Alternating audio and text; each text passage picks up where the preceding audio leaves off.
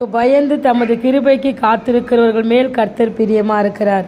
இந்த நாளில் பாருங்கள், ஆண்டவருக்கு பயந்து அவருடைய கிருபைக்கு காத்திருக்கிற ஒவ்வொரு பிள்ளைகள் மீது கர்த்தர் பிரியமாக இருக்கிறார். தேவனுக்கு பிரியமானது என்னென்னா, ஒவ்வொரு நாளும் அவருக்கு பயந்து வாழணும், அவருடைய விருப்பத்தை செய்யணும்.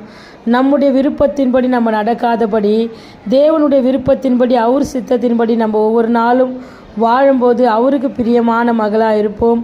அனுதினம் அவர் விரும்புகிற வாழ்க்கை என்னென்னா, அனுதினம் வேதத்தை வாசிக்கணும், அனுதினம் தேவனை ஜெபிக்கணும், அனுதினம் அவரோடு கூட உறவாடுகிற ஒரு வாழ்க்கை.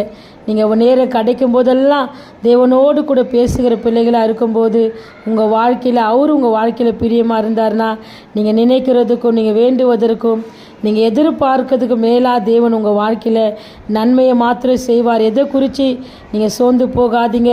மனுஷனை பிரியப்படுத்தி ஒரு வாழ்க்கை வாழாதபடி தேவனை பிரியப்படுத்தின ஒரு வாழ்க்கை வாழுங்க. எல்லாவற்றிலும் உயர்ந்திருப்பீங்க. God bless you.